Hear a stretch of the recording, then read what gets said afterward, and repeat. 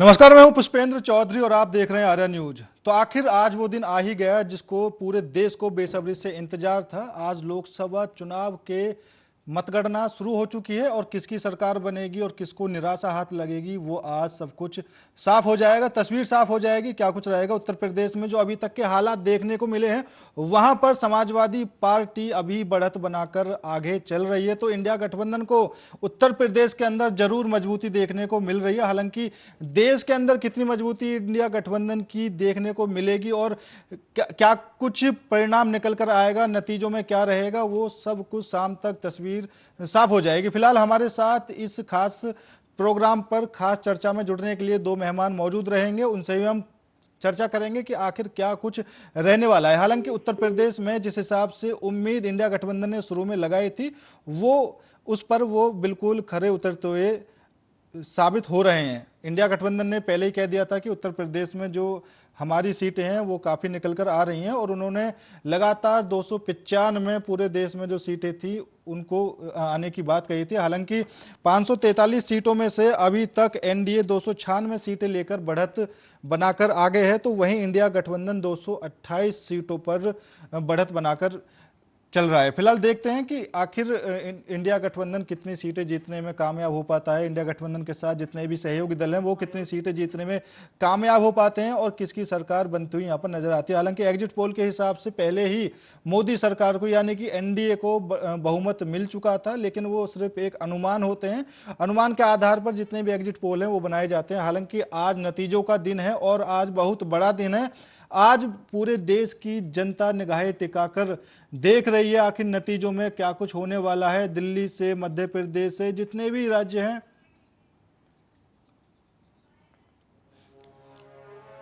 फिलहाल इस वक्त की बड़ी खबर आपको बता देते हैं। इस वक्त की बड़ी खबर निकलकर सामने आ रही है। भाजपा से प्रत्याशी आगे चल रहे हैं, सपा प्रत्याशी को पीछे छोड़ दिया है।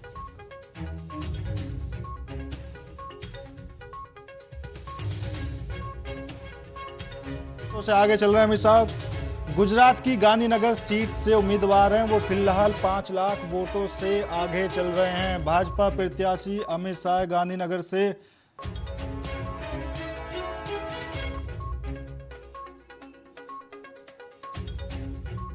इस वक्त मथुरा से बड़ी खबर आपको बताते थे। मथुरा से इस वक्त की बड़ी खबर आपको बता रहे हैं। भाजपा से प्रत्याशी हेमा मालिनी फिलहाल आगे चल रही हैं। भाजपा प्रत्याशी हेमा मालिनी फिलहाल मथुरा से आगे चल रही हैं। सपा प्रत्याशी को उन्होंने पीछे छोड़ दिया। जिस हिसाब से आकांक्षा लगाई जा रही थी मथुरा में टक्कर हो सकती है, लेकिन फिलहाल अभी तक जो देखने को मिल रहा है 1,22,311 वोटों से हेमा मालिनी ने बढ़त बना ली है। मथुरा सीट पर हेमा मालिनी ने पिछली बार जीत हासिल की थी, दोबारा भी बीजेपी की तरफ से हेमा मालिनी को मैदान में उतारा गया है। तो 1,32,311 वोटों से बढ़त बनाकर हेमा मालिनी फिलहाल आगे चल रही हैं।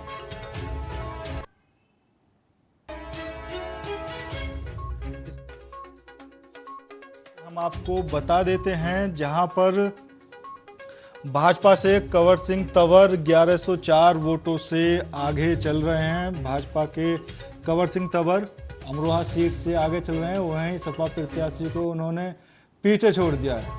तो अमरोहा से इस वक्त की बड़ी खबर आ रही है। बीजेपी के उम्मीदवार कंवर सिंह तंवर 1104 वोटों से आगे चल रहे हैं।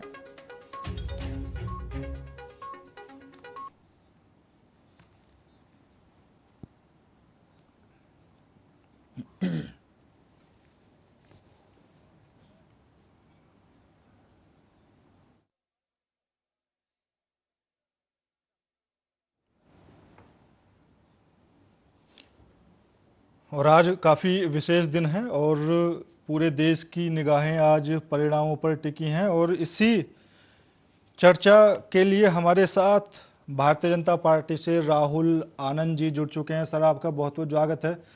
सर, जिस हिसाब से देखा जा रहा था एग्जिट पोल के हिसाब से कि एनडीए की सरकार बनती हुई नजर आ रही थी, लेकिन अभी तक के जो रुझान आए हैं उसमें कहीं ना कहीं इंडिया गठबंधन एनडीए को टक्कर देता हुआ नजर आ रहा है। देखिए, सबसे बड़ी बात यह है पुष्पेंद्र भाई कि लोकतंत्र के मंदिर में आस्था पे भरोसा होनी चाहिए हर किसी इंसान को। और जो रुझान देखने को उस समय आया था, हमने कभी कहा था देखो कि एनडीए की सरकार बनेगी, इसमें कहीं कोई दो मत नहीं है। लेकिन यहाँ सवाल ये उठता है कि आज जो प्रदर्शन देखने को मिल रहा है और जो विपक्ष हमारे साथ जो टक्कर में है, जो साथ में है हमारे, उनके लोगों की भाषा और शब्द में देखिए कितना परिवर्तन आ गया है। जो लोग ये कहते थे कि ईवीएम हैक कर लिया गया है, ईवीएम को हैक करके ही चुनाव परिणाम को बदलने की कोशिश की जाती है, आज देखिए ईवीएम को कोई दोषी नहीं ठहरा रहा है। यानी कि जब चेस में, शतरंज के खेल में, अगर पाले में, आपके पाले में अगर खेल हो रही है तो ये खेल को कराने वाला व्यक्ति बिल्कुल ईमानदार हो जाता है। यही है फर्क है जो भारतीय जनता पार्टी और कांग्रेस में होनी चाहिए, और जो है ही, और जो समझ में आ रहा है अभी शुरुआती रुझान को देखकर जो समझ में आता है, अभी स्थिति, अभी कुछ भी कमेंट करना बहुत जल्दीबाजी होगी कि हम क्या कहने जा रहे हैं। लेकिन जो रिजल्ट नजर आ रहे हैं उसके आधार पर अगर कहा जाए तो यही कहा जा सकता है कि लोकतंत्र के मंदिर में हम सबका सम्मान करते हैं। पब्लिक जो भी मैंडेट देगी उसका सम्मान करना हर एक पार्टी को चाहिए। जी बिल्कुल। और जो विपक्ष है वो कई तरह के आरोप लगाता हुआ भी यहाँ पर नजर आ रहा है। समाजवादी पार्टी की तरफ से अखिलेश यादव ने अभी मतगणना के दौरान आरोप भी लगाए हैं कि बीजेपी नेट भी बंद करवा सकती है जिससे धांधली हो सके, क्योंकि जिस हिसाब से एग्जिट पोल में आंकड़े दिखाए जा रहे थे, समीकरण दिखाए जा रहे थे, बढ़त दिखाई जा रही थी, उस हिसाब से अभी तक जो स्थिति है उसमें भारतीय जनता पार्टी को इतनी जो एग्जिट पोल के हिसाब से सीटें निकल कर आ रही थी वो शायद नहीं दिख पा रही हैं फिलहाल। देखिए, मैंने आपको कहा था ना, जब हम चर्चा करने बैठे थे, उस चर्चा की शुरुआत में ही मैंने कह दिया था आपसे कि विपक्ष का ये कुछ भी कर सकता है। विपक्ष ऐसी ऐसी बातें भी कर सकता है जिसको आप सोच भी नहीं सकते, विचार भी नहीं कर सकते। जैसे कि इसके पहले भी जो बयानबाजी की गई थी विपक्ष के द्वारा, वो इसी बात पर लेकर की गई थी कि बीजेपी परिणाम को बदल सकती है। लेकिन मुझे एक बात समझ में नहीं आता है कि इस तरह से ओछी मानसिकता को लेकर अगर आप राजनीति करते हैं तो फिर ये अपने आप में ही अविश्वास पैदा करते हैं। जो व्यक्ति संविधान की शपथ लेता है और जो व्यक्ति संविधान को साक्षी मानकर जनता के बीच में जाता है और ये कहता है कि आप मुझे वोट दीजिए, हम आपके लिए कार्य करेंगे, और वो व्यक्ति अगर इस तरह की बातें करे, वैसे व्यक्ति, सारे व्यक्ति की मैं बात करता हूँ, वो अगर वो इस तरह की बातें करे कि बीजेपी ये करवा सकती है, बीजेपी वो करवा सकती है, तो बीजेपी क्यों नहीं, आज बीजेपी क्यों नहीं अपनी जीत का प्रदर्शन करने के लिए अपने आप को 400 पार दिखा सकती थी ना। आज जो आप शेयर मार्केट में जो गिरावट लगभग देखने को जो मिल रहा है, मेरे नियर एंड देयर के जितने लोग हैं, बहुत सारे फोन कॉल्स आ चुके हैं कि इसका इम्पैक्ट कितने शेयर मार्केट पर पड़ा है, कितने लोगों का शेयर नीचे गिर गया है, लाखों करोड़ों का नुकसान हो गया। तो क्यों नहीं बीजेपी क्या इन सब चीजों को बचाने के लिए अपनी बढ़त को दर्शा नहीं सकती थी क्या? इस तरह की मनगढ़ंत बातें बोलकर विपक्ष अपने आप को हल्का और अप्रत्याशित रूप से अपने आप को कमजोर बनाने की कोशिश करता है। जी बिल्कुल राहुल आनंद जी। और जिस दिन लास्ट चरण था लोकसभा चुनाव का, 1 तारीख को जो वोटिंग हुई थी, तो तब उसके बाद शेयर मार्केट में उछाल देखने को मिला था काफ़ी अंकों का, और आज मतगणना है, आज रिजल्ट आने वाला है, और यही आरोप विपक्ष पहले से लगाता भी रहा है। वोटिंग के टाइम पर भी उन्होंने ये आरोप लगाया था कि जैसे ही चुनाव खत्म हो जाएंगे तो शेयर मार्केट में उछाल आएगा और जितने भी भारतीय जनता पार्टी वाले लोग हैं वो अपना पैसा निकाल कर रफू चक्कर हो जाएंगे, इसीलिए ये सारा षड्यंत्र रचा गया। देखिए, मैं इसी बात को तो कह रहा हूँ कि ये इनकी गंभीरता को दर्शाता है, और जिस तरह की बातें ये करते हैं उससे कहीं ना कहीं ये अपने आप को कमजोर करते हैं और देश की मानसिकता को भी ये कमजोर करने की कोशिश करते हैं। देखिए, इनका वोट कौन मांग रहा था, मैं आपको उदाहरण स्वरूप बताता हूँ। देखिए, भारत में 2 पार्टियां हैं, एक बीजेपी है और दूसरी कांग्रेस है।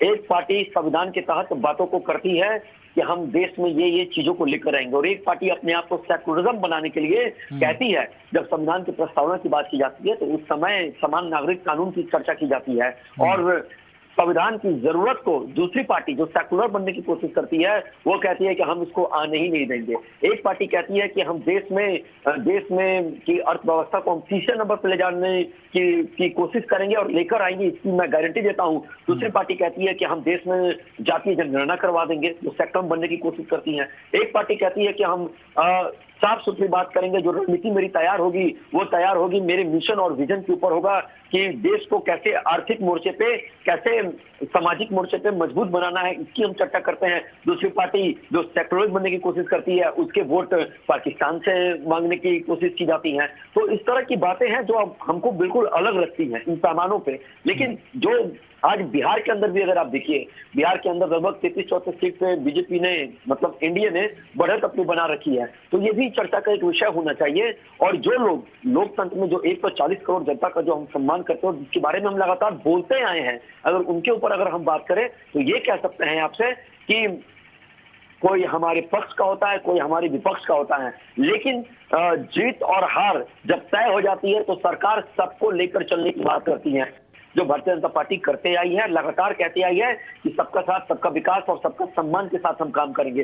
एक पार्टी ऐसी है देश में जो महिलाओं को सशक्त करने के लिए, उनके हित के लिए काम करती है। दूसरी पार्टी ऐसी हमारे देश में है जो सेक्युलरिज्म बनने की कोशिश करती है, और वो सेक्युलरिज्म के तहत तो कुछ मौलानाओं के दबाव में आकर में परिवर्तन कर देती है। तो इससे दिखाता है, और ये बड़ा ही स्पष्ट रहता है कि हमारे देश के अंदर कानून को किस हिसाब से तोड़ा और मरोड़ा जाता है। जी बिल्कुल राहुल आनंद जी। और जो पिछली बार 2019 के लोकसभा चुनाव में बीजेपी ने प्रदर्शन किया था, लेकिन अब की बार लग नहीं पा रहा है कि वो पुराना प्रदर्शन दोहरा पा रही है। क्योंकि अगर हम हरियाणा की बात करते हैं तो हरियाणा में 10 सीटों पर पिछली बार जीत मिली थी, लेकिन अब की बार जो सीटें भारतीय जनता पार्टी ने पिछली बार आसानी से जीत ली थी, वहां पर भी टक्कर दिखाई दे रही है। पंजाब की बात करें, पंजाब में तो खैर भारतीय जनता पार्टी का शुरू से ही ज़्यादा कुछ रहा नहीं है, लेकिन अब की बार कांग्रेस वहां मजबूत स्थिति में है और इंडिया गठबंधन ने उत्तर प्रदेश के अंदर मजबूती बना ही ली है, जैसा अभी तक देखा जा रहा है। क्योंकि समाजवादी पार्टी के जितने भी प्रत्याशी हैं, ज़्यादातर वो कम से कम 10,000 वोटों से आगे चल रहे हैं। अब मैं बिहार की बात करूं तो बिहार में इंडिया गठबंधन की क्या मजबूती है, क्या स्थिति है, वो आप अच्छे से बता सकते हैं। देखिए, आपने जिन जिन राज्यों के बारे में बात की उसमें आपने अभी गुजरात को छोड़ा है, बगल में झारखंड छोड़ दिया है, और आपने बंगाल की चर्चा नहीं की। ऐसे बहुत सारी चीजें ऐसे हैं जहां पे तीन कोणीय लड़ाई वगैरह भी हो रही थी। लेकिन यहाँ पे सबसे बड़ी बात यह है पुष्पेंद्र भाई कि जनता ने जो भी मैंडेट तय किया है उसका हम सम्मान करेंगे और उसके साथ ही हम खड़े रहेंगे। और बिहार के अंदर खास करके जो जातीय उन्माद फैलाने की कोशिश की गई थी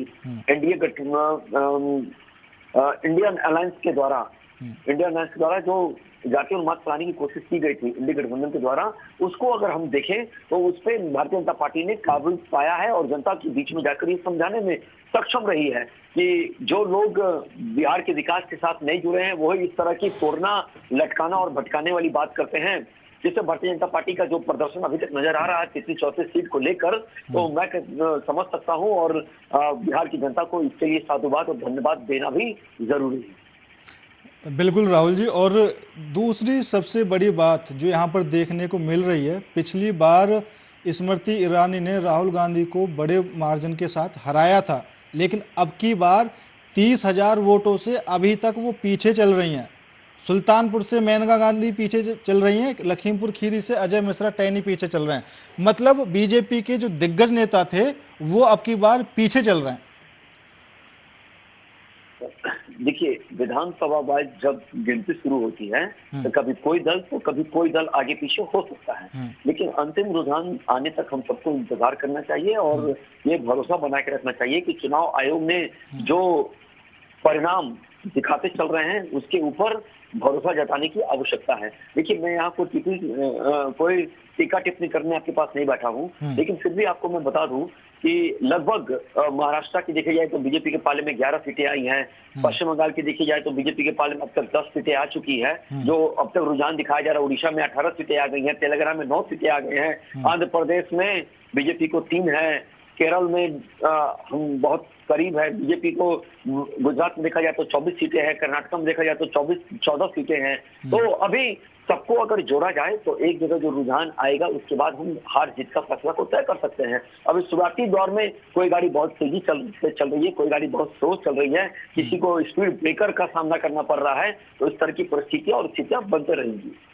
बिल्कुल राहुल जी। और अगर हम आपके हिसाब से बात करें, क्योंकि जो एग्जिट पोल में दिखाए गए थे तो कई चैनल्स ऐसे भी दिखा रहे थे कि 400 का आंकड़ा भारतीय जनता पार्टी अब की बार छू लेगी, लेकिन मिनिमम 350 का आंकड़ा तो हर कोई दिखा ही रहा था। फिर भी अगर हम आपके अनुमान से जाने तो फिलहाल के नतीजे देखकर, क्योंकि रुझान चल रहे हैं, तो आपके हिसाब से अनुमान कितनी सीटें भारतीय जनता पार्टी निकाल लेगी?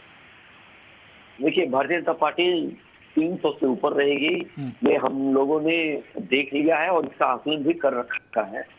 भारतीय जनता पार्टी की मैं सिर्फ बात कर रहा हूँ, और एनडीए मिलाकर 350 से ऊपर क्या जाएगी वो आने वाला वक्त बताएगा। लेकिन भारतीय जनता पार्टी अपनी बढ़त जिस तरह से पिछले लोकसभा चुनाव में बना रखी थी, उसी तरह इस लोकसभा में भी बना कर रखेगी, उसको मेंटेन करके चलेगी। और हम बहुमत की सरकार है, हम मजबूत सरकार के लिए काम करेंगे, मजबूत सरकार के साथ हम नहीं रहेंगे। और दूसरी एक सबसे बड़ी बात है पुष्पेंद्र भाई, जो आज सारे लोगों को जानना चाहिए और समझना चाहिए कि हमारा देश मजबूत नेतृत्व को कर रखा है। और ये इंडिया अलायंस वाले जो लोग हैं, वो कहीं ना कहीं इस बात के लिए भी आपस में अभी तक सरकार बनी नहीं है, पुराना रिजल्ट आया नहीं है, अभी तक पूरा रिजल्ट आया नहीं है। ये विभाग की भी चर्चा कर रहे होंगे अंदर कि हमें ये चाहिए, हमें वो चाहिए, हम ऐसे करेंगे, हम वैसे करेंगे। तो सवाल ये उठता है कि सरकार स्थिर रहेगी और मजबूत बनेगी, और जिसने पिछले 2 दशक का प्रदर्शन किया है, इस बार भी वही आने वाली है। जी बिल्कुल राहुल जी। और अगर अब की बार प्रधानमंत्री नरेंद्र मोदी जीत जाते हैं, एनडीए की सरकार बनती है, तो इतिहास में यह भी दर्ज हो जाएगा कि जवाहरलाल नेहरू के बाद दूसरे प्रधानमंत्री नरेंद्र मोदी हो जाएंगे जो तीसरी बार लगातार चुनाव जीत जाएंगे। क्योंकि जो जवाहरलाल नेहरू हैं, उनका ही अब तक का रिकॉर्ड है, जो उन्होंने लगातार 3 बार चुनाव जीते और 3 बार वो प्रधानमंत्री बने। उनका कार्यकाल हालांकि ज़्यादा रहा, 16 साल 282 कुछ दिन का उनका कार्यकाल रहा। हालांकि अभी तीसरा जो वो रहेगा प्रधानमंत्री नरेंद्र मोदी, कितने साल 5 साल अब की बार टिके रहेंगे या भारतीय जनता पार्टी किसी और को मौका देगी, वो देखने वाली बात रहेगी। तो इस पर आपकी क्या टिप्पणी रहेगी? देखिए, आपको एक चीज मैं बता दूं कि जब भारत अपने संविधान को लेकर जब स्वतंत्र हुआ था, और उस समय सुनकर जनता के द्वारा नहीं, कुछ लोगों ने मिलकर जवाहरलाल नेहरू जी को प्रधानमंत्री बनाया था, जबकि उस समय मैंडेट मिला किसी और को था, बनाया किसी और को गया था। ये एक इतिहास है जो सारे देशवासी भी इस बात को जानते। यानी कि उस समय हमारे देश के ऊपर जो प्रधानमंत्री को भेजा गया था शासन करने के लिए, वो नामदार वाले थे, कामदार वाले को छाट दिया गया था। तो ये कहना कि अगर पद के हिसाब से बात की जाए तो निश्चय वो 16 साल 200 दिन का उनका कार्यकाल जरूर रहा था, लेकिन जो चुनकर जनता के द्वारा आने वाले हैं और जो तीसरी बार जो हैट्रिक लाएंगे, वो माननीय नरेंद्र मोदी जी ही होंगे। और आपने जो एक बात कही कि अगर नरेंद्र मोदी जीतते हैं, यहाँ किंतु परंतु कोई संघर्ष नहीं है। हम अपने प्रतिद्वंदी का भी उतना ही सम्मान करते हैं जितना कि सत्ता पक्ष में बैठे और जो हमारे सत्ता पक्ष के जो लड़ने वाले व्यक्ति हैं, उनका हम जिस तरह से लेकर चलते हैं, उस तरह से हम अपने प्रतिद्वंदी का भी सम्मान करते हैं। सवाल ये उठता है कि जीतेगा कौन? बनारस की अगर छवि किसी ने बदला है काशी का, और किसी ने काशी को अपने वादे के अनुरूप उतारा है, तो वो माननीय नरेंद्र मोदी जी ही है। तीसरी बार अगर ये सरकार बनने जा रही है और सरकार के खिलाफ कहीं कोई एंटी इनकम्बेंसी नहीं नजर आ रही है, यानी कहीं कोई बात विवाद इस तरह का नजर नहीं आ रहा है, और जनता के बीच में अगर संतोष है, राय है, तो इसका मतलब ये है कि भारतीय जनता पार्टी ही चुनकर आएगी। और आप जीते 1 नंबर से फर्स्ट आए या 10 नंबर से फर्स्ट आए या 50 नंबर से फर्स्ट आए, कहलाएंगे आप फर्स्ट ही। नहीं, बिल्कुल ठीक बात है, लेकिन जिस हिसाब से 2014 में अरविंद केजरीवाल नरेंद्र मोदी के सामने चुनाव लड़े, वो 3 लाख कुछ वोटों से हारे थे। उसके बाद 2019 में सपा की शालिनी यादव 4 लाख कुछ हजार वोटों से हारी। तो अब की बार ये क्या अंतर बढ़ सकता है? क्योंकि अब की बार जो वहाँ की जनता है, वहाँ के जो लोग कहते हैं कि भाई अब की बार मोदी जी, और खुद भारतीय जनता पार्टी के लोग जो कहते हैं अब की बार मोदी जी कम से कम 10 लाख वोटों से जीतेंगे, तो कितना अंतर आप अपने हिसाब से देख रहे हैं? देखिए, अभी अंतर कहना जल्दबाजी होगी, अभी किसी भी चीजों पर टिप्पणी करना मुश्किल है, लेकिन इतना जरूर है और इतना मैं भरोसा आपको दिलाता हूँ कि आएंगे तो मोदी जी ही, जीतेंगे तो मोदी जी ही। जो माँ गंगा का जिसका आशीर्वाद हो और काशी की धरती का जिसका प्यार हो, जिसके लिए वहाँ की जनमानस में जिसको लेकर आदर और सम्मान हो तो आएंगे मोदी। और ये मैं आपको भरोसा दिलाता हूं कि काशी एक ऐसा क्षेत्र है जो एमपी नहीं चुनता है, वो प्रधानमंत्री चुनता है, और उन्होंने अपने लिए प्रधानमंत्री को चुन लिया है फिर से।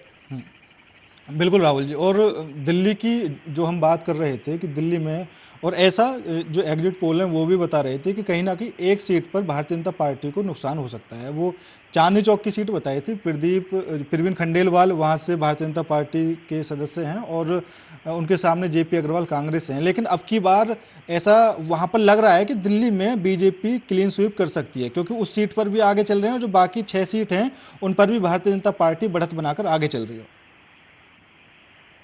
देखिए, पिछले जितने बार चुनाव हुए हैं, 2014 की बात कर लीजिए, 19 की बात कर लीजिए, और अभी जो हो रहे हैं, इसमें पिछले 2 टर्म का जो रिजल्ट आया था उसमें भारतीय जनता पार्टी ने क्लीन स्वीप ही किया जी।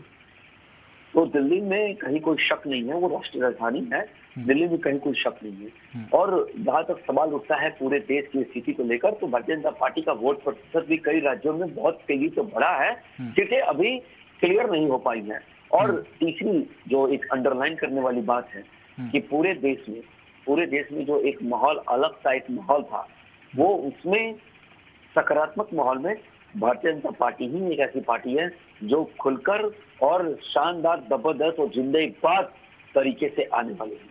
नहीं, बिल्कुल राहुल जी, इस बात में कोई भी दोहराए नहीं है। अब की बार अगर भारतीय जनता पार्टी की सरकार बनती है तो इतिहास में दर्ज हो जाएगा और आज का दिन भी ऐतिहासिक होगा, क्योंकि एक वो पार्टी जो जीरो से उठी, निरंतर गिरती रही, फिर खड़ी हुई और आज उसने देश में सबसे बड़ी जगह अपनी बना ली है, सबसे बड़ी पार्टी वो बन चुकी है। क्योंकि 2096 के बाद अटल जी की सरकार आई, वो भी कुछ दिन में गिर गई, उसके बाद फिर सरकार आती है। तो उसके बाद अब जो लगातार 3 बार प्रधानमंत्री नरेंद्र मोदी बनने जा रहे हैं, तो यही भारतीय जनता पार्टी का कार्यकाल रहा है। इसके बाद जो सत्ता में रही वो कांग्रेस रही, देश में जो भी किया क्या नहीं किया वो कांग्रेस में रही। तभी आप लोग कांग्रेस पर आरोप भी लगाते रहते हैं। तो इस वक्त की बड़ी खबर हम आपको बता देते हैं। फिलहाल इस वक्त की बड़ी खबर, गाजीपुर में अफजाल 30,000 से आगे चल रहे हैं। गाजीपुर में अफजाल अंसारी जो सईद अंसारी के भाई हैं वो करीब 30,000 वोटों से आगे चल रहे हैं। तो वहीं कैराना में इकरा हसन 8,000 से पीछे चल रहे हैं।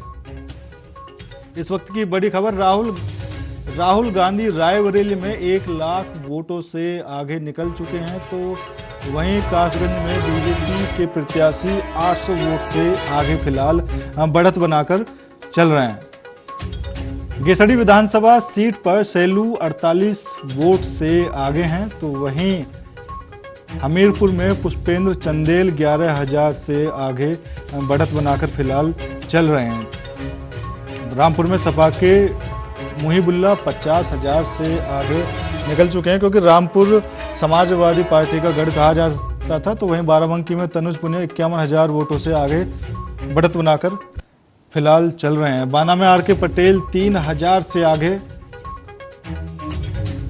निकल चुके हैं। बस्ती में राम प्रसाद चौधरी 32,000 वोटों से आगे चल रहे हैं। आजमगढ़ में धर्मेंद्र यादव, आजमगढ़ वो समाजवादी पार्टी की वो सीट मानी जाती थी जहां पर काफी ज्यादा जद्दोजहद रही, तो 45,000 वोटों से धर्मेंद्र यादव आगे चल रहे हैं। अलीगढ़ में भाजपा 900 वोट से आगे।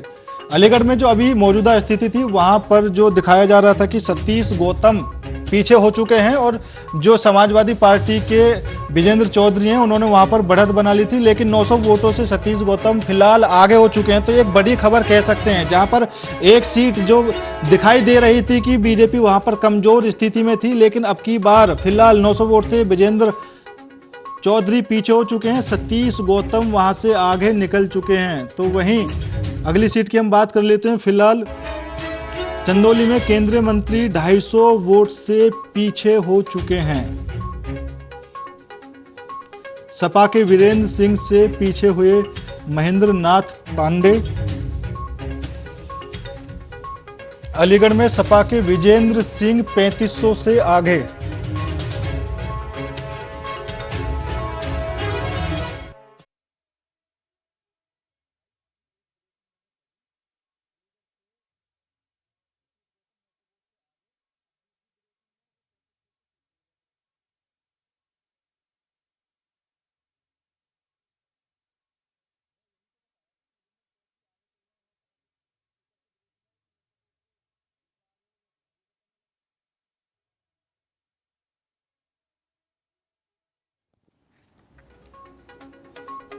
तो जिस हिसाब से फिलहाल उत्तर प्रदेश की स्थिति हम दिखा रहे हैं, कहां से कौन आगे चल रहा है, वो एक बड़ी बात है, क्योंकि आजमगढ़ भी एक हॉट सीट मानी जाती है और वहां पर काफी जद्दोजहद चलती रही है। धर्मेंद्र यादव समाजवादी पार्टी की तरफ से वहां पर चुनाव लड़ रहे हैं और फिलहाल वो करीब 35,000 वोटों से ज्यादा बढ़त बनाकर वहां पर नजर आ रहे हैं। तो अब की बार ऐसा क्या लगता है राहुल जी कि उत्तर प्रदेश में जिस हिसाब से इंडिया गठबंधन की स्थिति अभी मजबूत हो चुकी है, क्योंकि ऐसा माना जा रहा था कि समाजवादी पार्टी के जो खुद के परिवार के सदस्य हैं उनकी ही सीट वहां पर निकल पाएगी और 1 या 2 सीट कांग्रेस की उत्तर प्रदेश के अंदर से निकलती हुई दिखाई दे रही थी, क्योंकि पूर्वांचल में जितनी मेहनत अब की बार भारतीय जनता पार्टी ने की है शायद पिछले 2 इलेक्शन में उन्होंने नहीं की थी, क्योंकि पूर्वांचल में अब की बार खुद प्रधानमंत्री नरेंद्र मोदी एक दिन में 4-4, 5-5 जनसभाएं कर रहे थे। इधर उधर राज्य के जो भारतीय जनता पार्टी के मुख्यमंत्री थे वो भी पूर्वांचल में नजर बनाकर रहे, तो काफी ज्यादा मेहनत वहां पर देखने को मिली। तो अब की बार लग रहा था कि पूर्वांचल में भारतीय जनता पार्टी की स्थिति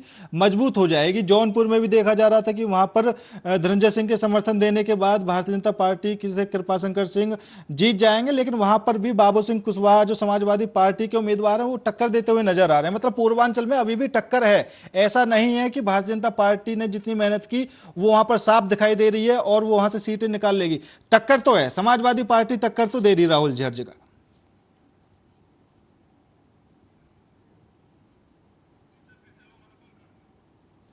राहुल जी, मैं यही कह रहा था कि अभी तक जो समाजवादी पार्टी टक्कर दे रही है उत्तर प्रदेश में और पूर्वांचल में भारतीय जनता पार्टी ने जितनी मेहनत की थी, खुद नरेंद्र मोदी एक दिन में 4-4, 5-5 जनसभाएं कर रहे थे, योगी आदित्यनाथ पूरे पूर्वांचल पर निगाहें बनाकर रुके हुए थे, लेकिन ऐसा असर अब देखने को मिल नहीं रहा है, क्योंकि पूर्वांचल में भारतीय जनता पार्टी इतनी मजबूत नहीं रही है जितना अब की बार देखने को मिल रहा था, क्योंकि सारे नेता वहां पर पहुंच चुके थे और उम्मीद जताई जा रही थी कि पूर्वांचल में अब की बार भारतीय जनता पार्टी सारी सीटें निकाल लेगी, लेकिन समाजवादी पार्टी टक्कर दे रही है।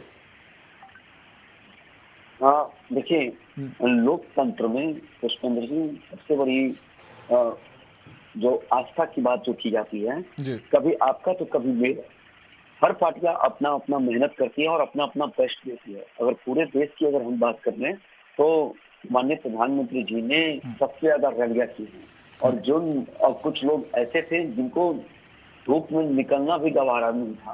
तो जहां तक सवाल पूर्वांचल का उठता है तो ये कोई बहुत बड़ी बात नहीं है। जनता अगर चाहती है कि आप विपक्ष का नेतृत्व कीजिए तो हम वही करेंगे, और किसी और को चुनकर भेजती है तो हम उनका सम्मान करेंगे। लेकिन ये जो बातें हैं खास करके पूर्वांचल को लेकर, तो ये कहा जा सकता है, इसमें कहीं कोई दो मत नहीं है कि अंत तक जो रिजल्ट आएगा उसके बाद हम निष्कर्ष पे आ सकते हैं। अभी तो रुझान आ रहा है, अभी सीटें फाइनल नहीं हुई है, कहीं कुछ सीट को भी डिक्लेयर और क्लियर नहीं किया गया है कि आप जीत गए, ये आपकी अब हो गई है। 1-2-4 सीटें हुई होंगी, लेकिन अभी 100% क्लियरिटी नहीं आई है, तो थोड़ा वेट करने की जरूरत है। और सबसे मजेदार बात जो है, जो आज जो फाइट देखने को नजर आ रहा है और जो रोमांच देखने को नजर आ रहा है, इसकी अलग एक स्थान है जिसका हम लोगों को सम्मान करना चाहिए। अभी पूरे देश की निगाहें टीवी पे टिकी है, और मैं भी अगर कोई कमिटमेंट कर दूं या अभी कुछ बातों को ऐसा कह जाए तो थोड़ी जल्दबाजी हो जाएगी हम दोनों के बीच में। बिल्कुल राहुल जी, आपका बहुत बहुत धन्यवाद हमारे साथ जुड़ने के लिए। और मुकाबला काफी ज्यादा दिलचस्प बन चुका है, जैसा भी राहुल जी ने कहा कि अब की बार जो फाइट है वो काफी ज्यादा दिलचस्प हो चुकी है। अगर हम उत्तर प्रदेश की बात करें या अन्य राज्यों की बात करें तो कहीं ना कहीं वो 50-50 वाला मैटर अभी तक देखने को मिल रहा है। हालांकि कुछ सीटों पर भारतीय जनता पार्टी बढ़त बनाकर चल रही है तो कुछ सीटों पर इंडिया गठबंधन बढ़त बनाकर चल रहा है।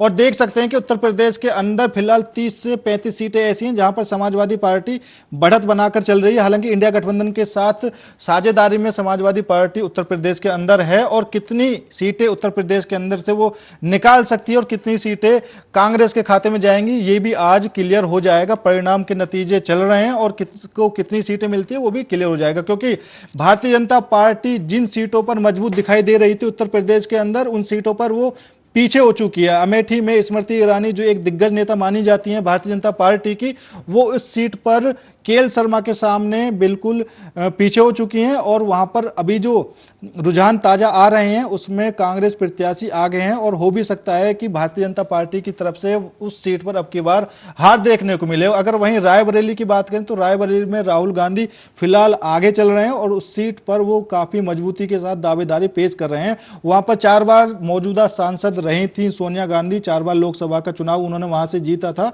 और इसी सीट को उन्होंने राहुल गांधी को दे दिया और एक सुरक्षित सीट वो मानी जाती थी। लेकिन अमेठी लगता है भारतीय जनता पार्टी के हाथ से निकल सकती है। फिलहाल मेरे साथ इस खास पेशकश में इतना ही। बाकी देश और दुनिया की तमाम खबरों के लिए देखते रहिए आर्या न्यूज।